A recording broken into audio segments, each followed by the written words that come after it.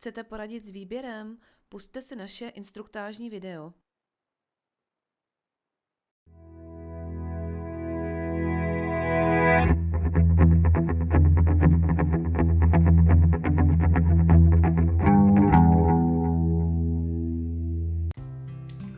Dobrý den, děkuji vám, že jste si zapli toto video.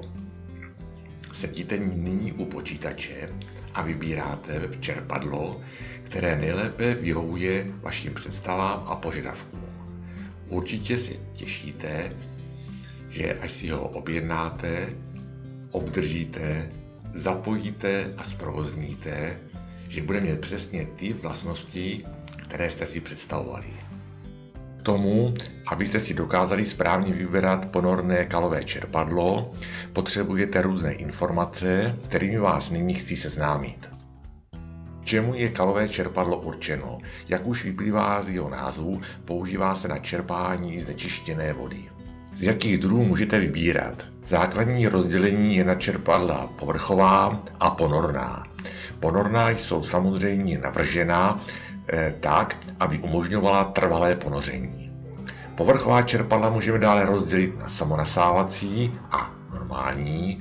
Ponorná čerpadla můžeme rozdělit zase na normální provedení a provedení pro tlakové kanalizace. Toto provedení se odlišuje od ostatních vysokou hodnotou dopravní výšky. Při výběru kalového čerpadla musíme zohlednit zejména charakter znečištění. To znamená, jestli je nebo není abrazivní. Pokud abrazivní není, tak může být buď normální, nebo dlouhovláknité, nebo může mít vysokou hustotu. Příkladem dlouhovláknitého znečištění mohou být například kousky slámy, listí, kousky textilií. Jako kapalinu s vysokou hustotou si můžete představit krupicovou kaši, jako abrazivní znečištění si můžete představit vodu s pískem. Dalším důležitým parametrem je napětí elektromotoru čerpadla. Může být na 230 nebo na 400 V. Čerpadla na 230 V se dodávají buď bez plovákového spínače, anebo s plovákovým spínačem v těchto dvou provedeních. Čerpadla na 400 V se běžně dodávají bez plovákového spínače, ale i v tomto případě lze ho použít za předpokladu, že čerpadlo bude ovládáno přes stykač. Někteří výrobci i u tohoto provedení plovákové spínače dodávají a lze si je našem v e-shopu objednat. Jaké možnosti technických řešení máte na výběr? Buď klasická normální, nebo čerpadla osazená vířičem, která umožňují zvířit kal, který je sedimentovaný u dna a průběžně odčerpávat, nebo čerpadla s noží, nebo s řezacím zařízením, což je ekvivalentní označení, nebo čerpadla s mělnicím zařízením, to znamená s drtičem.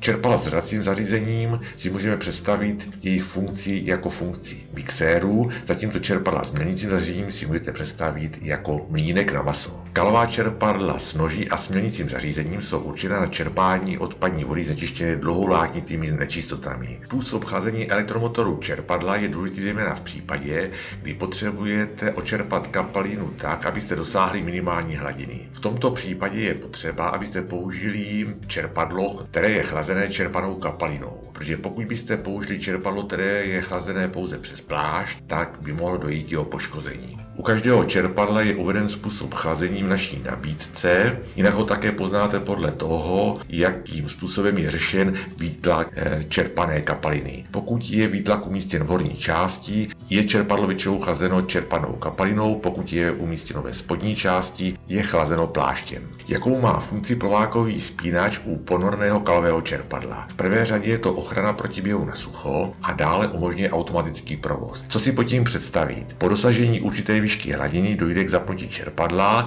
po odčerpání kapaliny dojde k jeho vypnutí. Výškový rozdíl zapínací a vypínací hladiny lze regulovat délkou kabelu u plovákového spínače.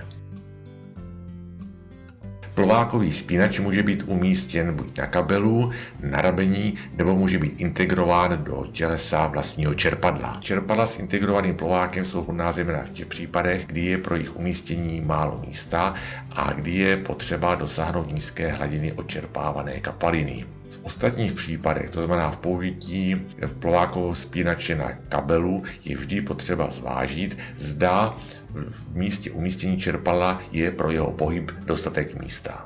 K výběru ponorného kalového čerpadla musíme mít mimo představy o našich požadavcích na technické řešení i představu, jaký výkon by mělo mít. Proto musíme znát dopravní výšku odpovídající našemu zapojení a požadovaný průtok. Jak to zjistíme? Nejdříve si změříme délku výtlaku čerpadla, to znamená délku hadice nebo trubky, kterou budeme kapalinu čerpat. Dále si změříme výškový rozdíl mezi minimální úrovní hladiny, což při použití plovákového spínače bude úroveň ponorného čerpadla a výtoku čerpané kapaliny. Dopravní výšku potom získáme jako součet desetiny délky výtlačného potrubí a změřeného výškového rozdílu minimální úrovně hladiny a výtoku čerpadla. Pokud budeme na výstupu požadovat tlak, tak do součtu ještě musíme zahrnout dopravní výšku, která mu odpovídá. To znamená, jednomu baru odpovídá výška 10 metrů. Upozorňuji, že zejména výpočtu dopravní výšky byste měli věnovat maximální pozornost, protože pokud ji nevypočítáte dobře, může se stát, že tato hodnota bude větší jak maximální dopravní výška vybraného čerpadla a v tomto případě vám z výtlaku nebude žádná kapalina vytékat. Nyní máme stanovenou hodnotu dopravní výšky, která odpovídá našemu zapojení čerpadla a nyní nám ještě zbývá stanovit hodnotu průtoku. Pokud čerpeme občas, tak je nám víceméně jedno, za jak dlouho daný objem přečerpáme. Pokud je doba čerpání důležitá, musíme si jednoduchým způsobem spočítat. Na obrazovce vidíte příklad jednoduchého výpočtu pro objem 2 kubíky. Dříve, než začneme s výběrem kalového čerpadla, vám ukážu, na kterých místech v našem e-shopu můžete získat užitečné informace. Naši nabídku kalových čerpadel najdete v levém úzkém sloupci, který je nadepsán kategorie. V jeho spodní části najdete naši nabídku čerpadla tlaková kanalizace. V této nabídce jsou uvedená ponorná kalová čerpadla, která se od ostatních odlišují vysokou hodnotou dopravní výšky. Jsou proto vhodná pro aplikace, kdy je potřeba překonávat buď dlouhé vzdálenosti, nebo velký výškový rozdíl, a nebo když se jedná o připojení právě ke tlakové kanalizaci. Pokud si kliknete na naši nabídku kalových čerpadel, otevře se vám v prostředním širokém sloupci jejich přehled. V horní části najdete doporučení pro výběr. Najdete v něm popis různých zajímavých technických řešení a doporučení, která čerpadla od různých výrobců jsou vhodná pro různé atypické aplikace. Pod doporučením pro výběr jsou názvy podkategorií, které se shodují s názvy výrobců. Pokud na ně kliknete, otevře se vám jejich nabídka.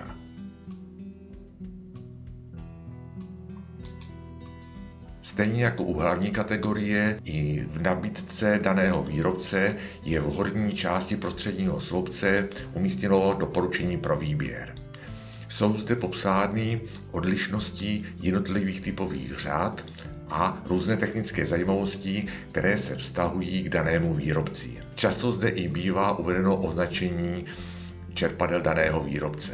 Pokud si kliknete na nabídku hlavní kategorie, zobrazí se vám výpis zboží z naší nabídky, který je srovnán podle ceny, to znamená od nejlevnějších po nejdražší. U každého čerpadla vidíte jeho název a potom krátký popis. Z něj se dozvíte základní technické informace, které se vám hodí při vašem výběru, zejména rozsah dopravní výšky a průtoků, což jsou vlastně souřadnice začátku a konce charakteristiky daného čerpadla. Pokud si kliknete na nabídku daného výrobce, to znamená podkategorii, tak zde jsou čerpadla srovnána podle abecedy. Po kliknutí na kteroukoliv z nabídek se vám zobrazí podrobné informace. Ty jsou uvedeny na 3 kartách. První se jmenuje popis, druhá parametry a třetí související zboží. Na kartě popis jsou uvedeny základní informace o použití a technické informace.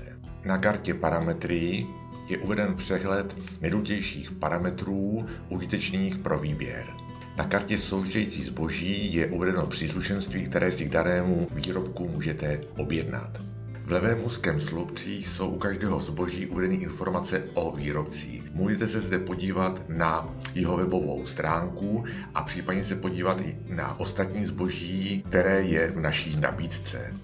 Pokud je u výtlačného potrubí zachována dimenze výtlaku čerpadla, lze použít orientační výpočet dopravní výšky, který jsem vám ukázal. Pokud si chcete dopravní výšku počítat přesně, klikněte si na naši stránku výpočet dopravní výšky, kde najdete dva formuláře. Jeden, který je určen pro přibližný výpočet dopravní výšky a druhý, který je určen pro přesný výpočet dopravní výšky.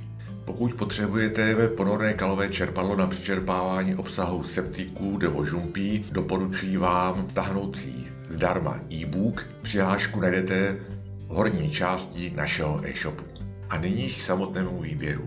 Ukážu vám nyní několik způsobů, které vám umožní najít vámi požadované čerpadlo co nejrychleji a co nejjednodušeji. V naší nabídce máme opravdu mnoho typů čerpadel. Rád bych vám nyní ukázal několik postupů, které vám umožní, abyste si to vaše čerpadlo vybrali co nejrychleji. Jako první způsob bych vám doporučil výběr podle hodnoty dopravní výšky. Pokud si kliknete na nabídku některého z druhů kalových čerpadel, tak se vám zobrazí jejich výpis, který je srovnán od nejlevnějšího po nejdražší. Pokud si kliknete na nabídku daného výrobce, tak se vám zobrazí výpis podle abecedy. Jak už jsme si říkali, v krátkém popisu je uvedená hodnota dopravní výšky, respektive její rozmezí od maxima po minimum. Doporučuji vám, aby při výběru jste vždy postupovali tak, aby jeho hodnota dopravní výšky byla minimálně o 3 metry větší než vámi stanovená. Když se podíváme na poslední nabídku, na kalové čerpadlo EasyFlow 300, tak zjistíme, že má maximální dopravní výšku 6,5 metrů. To znamená, tato výška je zhruba o 3 metry větší než námi požadovaná dopravní výška 4 metry. Klikneme si na tuto nabídku a podíváme se na kartu popis, kde ve spodní části najdeme charakteristiku čerpadla. Charakteristika čerpadla je vlastně závislost dopravní výšky na průtoku. Takže pokud si na svislé ose, která je označená jako H, a jsou tam uvedeny hodnoty v metrech, najdeme dopravní výšku 4 metry a vedeme si rovnou výšku s vodorovnou osou X, kde je vyznačen průtok, tak v místě, kde se nám protne s charakteristikou, si odčteme průtok. V tomto případě se jedná zhruba o 4,8 kubíků za hodinu. Pokud nám tento průtok vyhovuje, můžeme si čerpadlo zakoupit, pokud nám nevyhovuje, tak stejným postupem budeme hledat dál. Vždy je důležité, aby ta hodnota maximální dopravní výšky byla alespoň o ty 3 metry větší než námi stanovená. Další možností je využití naší stránky, která se jmenuje Hledání podle průtoku, kterou najdete v nabídce vyhledávání v pravém úzkém sloupci. Pokud si na ní kliknete, tak se vám otevře stránka, kde najdete dvě políčka. Do prvního si zadáte požadovaný průtok a do druhého požadovanou dopravní výšku, která odpovídá vašemu zapojení. Požadovaný průtok si dáme, řekněme, 5 kubíků a dopravní výšku si dáme 4 metry. Klikneme si na tlačítko Hledat a zobrazí se nám nová stránka s čerpadly, které vyhovují našemu zadání. Zde si vždycky klikneme na kteroukoliv z nabídku, která nás zaujala a opět si provedeme kontrolu hodnoty průtoků z charakteristiky při námi požadované dopravní výšce. Doufám, že uvedené informace byly pro vás srozumitelné a že vám pomohou při vašem výběru vhodného čerpadla. Děkuji vám za vaši pozornost a za čas, který jste tomuto videu věnovali.